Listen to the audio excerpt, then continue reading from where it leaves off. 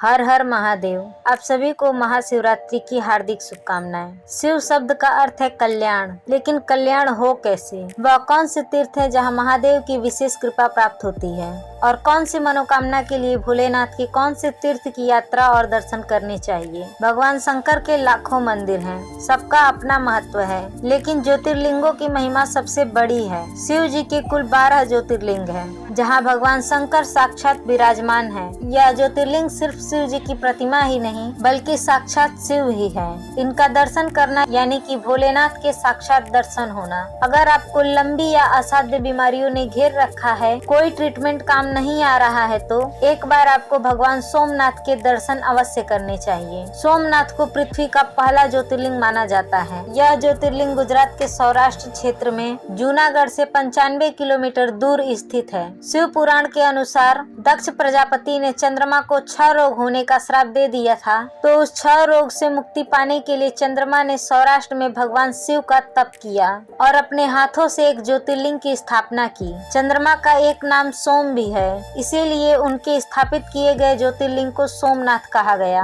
अगर आपके मन में दिग्विजय होने की कामना है और आप अश्वमेघ यज्ञ जैसा पुण्य और प्रताप कमाना चाहते हैं, तो आपको मल्लिकार्जुन ज्योतिर्लिंग के दर्शन करने चाहिए। मल्लिकार्जुन आंध्र प्रदेश के कृष्णा जिले में कृष्णा नदी के किनारे श्रीशैल पर्वत पर स्थापित है। श्रीशैल पर्वत की मान्यता ऐसी है कि इसे दक्षिण का कैलाश भी कहा जाता है। पुराणों में लिखा है कि शिव के पुत्र कार्तिकेय जी दक्षिण में श्रीशैल पर्वत पर ही रहते थे। यहीं एक बार भगवान शंकर और माता पार्वती उनसे मिलने आए और ज्योति स्वरूप में विराजमान हो गए। मल्लिका माता पार्वती का नाम है और अर्जुन भगवान शंकर को कहा जाता है। श्रीशैल पर्वत पर भगवान भोलेनाथ माता पार्वती के साथ विराजते हैं, इसीलिए उनके ज्योतिर्लिंग को मल्लिकार्जुन कहा गया। आपको शत्रुओं से या किसी भी अन्य कारण से यदि अकाल मृत्यु का भय है, तो भगवान महाकाल के दर्शन करने चाहिए। यह ज्योतिर्लिंग मध्य प्रदेश के उज्जैन क्षेत्र में स्थित है, जिसे प्राचीन समय में अवंतिका भी कहा जाता था। पौराणिक कथाओं के अनुसार अवंतिका नगरी में हजारों शिव भक्त ब्राह्मण रहा करते थे। इन ब्राह्मणों के यज्ञ हवन पूजन में दूषण नाम का एक राक्षस हमेशा विघ्न डालता रहता था। एक दिन दूषण ब्राह्मणों के यज्ञ को भंग करने के लिए आगे बढ़ा, तो वेद प्रिय नाम के एक ब्राह्मण ने अपने प्राण और यज्ञ दोनों को बचाने के लिए भगवान शंकर का आह्वान किया। कहते हैं भगवान धरती फाड़ कर महाकाल के रूप में प्रकट हुए और उन्होंने दुष्ट दूषण को जलाकर भस्म कर दिया। महाकालेश्वर अकेला दक्षिण मुखी ज्योतिर्लिंग है, इसीलिए इसकी मान्यता बहुत ज्यादा है। उज्जैन का महाकाल मंदिर भस्म आरती के लिए विश्व प्रसिद्ध है। अगर आपको धन संपदा और यश यह सब चाहिए, तो भगवान ओमकारेश्वर के दर्शन जरूर करें। मध्य प्रदेश के ओमकारेश्वर में नर्मदा नदी के आसपास 2 ज्योतिर्लिंग विराजमान हैं, ओमकालेश्वर और ममलेश्वर। पौराणिक कथाओं में इन दोनों ज्योतिर्लिंगों को एक ही माना गया है। नदी के बीच बने टापू को मानधाता पर्वत या शिवपुरी कहा जाता है। यहीं ओमकारेश्वर का वास है, जो राजा मानधाता के तप से प्रसन्न होकर यहाँ ज्योति स्वरूप में प्रकट हुए थे।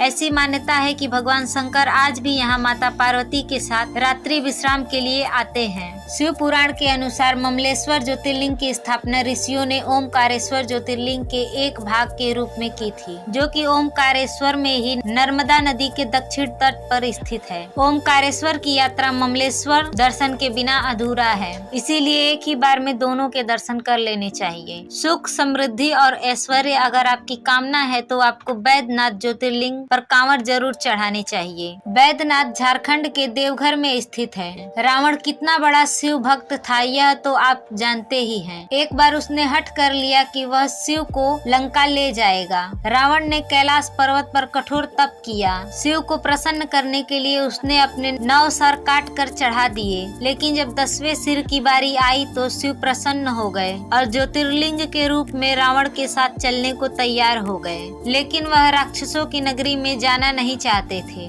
उन्होंने रावण के सामने एक शर्त रख दी। उन्होंने कहा कि मैं लिंग स्वरूप में तुम्हारे साथ चलूंगा, लेकिन मेरे लिंग को एक बार जहाँ रख दोगे वहाँ से दोबारा उठूंगा नहीं। रावण ने शर्त स्वीकार कर ली और चल पड़ा लंका की ओर। देवघर पहुँच को रावण को लघु शंका महसूस हुई और उसने ज्योतिर्लिंग बैजू नाम के एक ग्वाले को थमा दिया। रावण ने कहा, इसे संभालो, मैं बस यूं गया और यूं आया। शिव को जैसे इसी अवसर की प्रतीक्षा थी। वह बड़ी तेजी से अपना भार बढ़ाने लगे। भार इतना बढ़ गया कि बैजू के लिए शिवलिंग को उठाए रखना कठिन हो गया और उसने लिंग जमीन पर रख दिया। रावण वापस लौटा। उसने शिव से बहुत आग्रह किया, लेकिन शिव जी ने अपनी शर्त याद दिला दी कि मुझे जहाँ रख दोगे वहाँ से मैं हिलूंगा नहीं। इस ज्योतिर्लिंग को बैजू ने स्थापित किया था, इसीलिए इसे बैजनाथ या बैधनाथ कहा गया। हमारा भविष्य अनिश्चित है, कभी भी कुछ भी हो सकता है। भविष्य में आने वाले संकटों से अगर आप मुक्त होना चाहते हैं तो आपको भीम शंकर ज्योतिर्लिंग के दर्शन करने चाहिए। यह ज्योतिर्लिंग महाराष्ट्र के सह्याद्री पर्वत पर पूना से लगभग 110 किलोमीटर की दूरी पर है। पुराणों में लिखा गया है कि यहीं पर भगवान शंकर ने कुंभकर्ण के पुत्र भीम का वध किया था, जिसके बाद देवताओं के आग्रह पर वो यहीं विराजमान हो गए और भीम शंकर या मोटेश्वर महादेव कहलाए।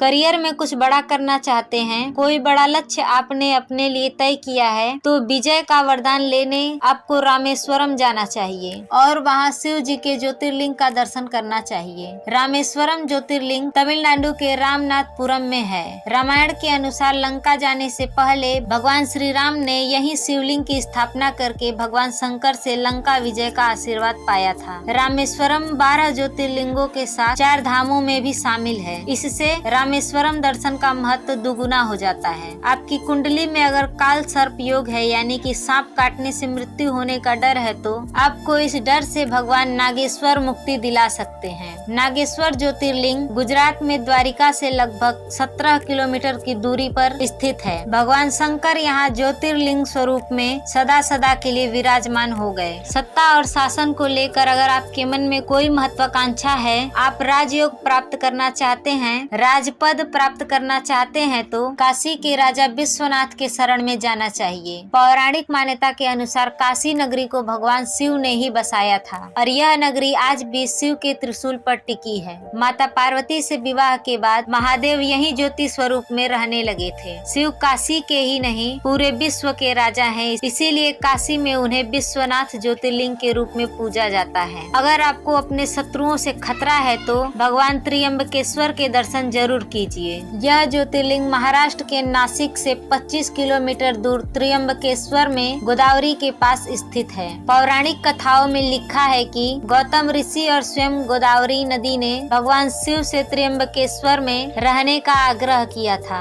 इस आग्रह को स्वीकार करते हुए भोलेनाथ यहाँ ज्योति स्वरूप में विराजमान हो गए और त्र्यंबकेश्वर नाम से तीनों लोक में पूजे जाने लगे। हमसे कुछ पाप तो हुए ही होंगे, जिनका फल हमें कभी न कभी जरूर भुगतना पड़ेगा। अगर आपको इस जन्म या पिछले जन्मों के अपने पापों से मुक्ति चाहिए तो आपको भगवान केदारनाथ के दर्शन जरूर करने चाहिए। केदारनाथ उत्तराखंड के रुद्रप्रयाग जिले में सोनप्रयाग से लगभग 23 किलोमीटर की दूरी पर स्थित है। कहते हैं महाभारत के युद्ध के बाद पांडव अपने पापों का प्रायश्चित करने के लिए भगवान शिव के दर्शन करना चाहते थे। शिव की खोज में पांडव कैलाश तक गए, लेकिन शिव जी ने उन्हें दर्शन नहीं दिए। थके हारे पांडव शिव की खोज में केदार पहुंच गए तो भोलेनाथ बैल का वेश धारण करके बाकी पशुओं में जा मिले ताकि पांडव उन्हें पहचान ना पाए, लेकिन भीम ने उन्हें पहचान लिया। शिव ने भीम को देखा तो अपना सिर जमीन पर रखकर अंतर ध्यान होने लगे। इतने में भीम ने बैल रूपी शिव का पिछला हिस्सा पकड़ लिया और उन्हें अंतर ध्यान होने से रोक लिया।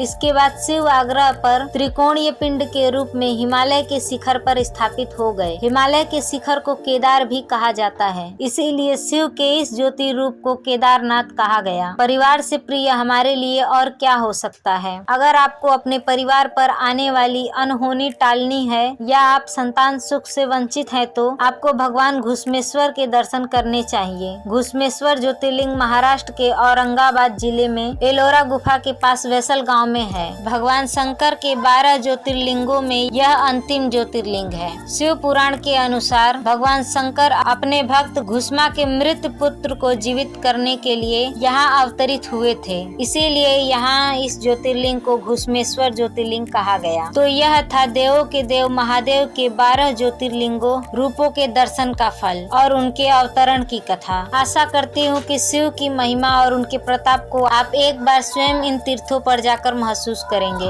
और वीडियो में धैर्य के साथ अंत तक बने रहने के लिए आपका बहुत बहुत धन्यवाद। ओम नमः शिवाय।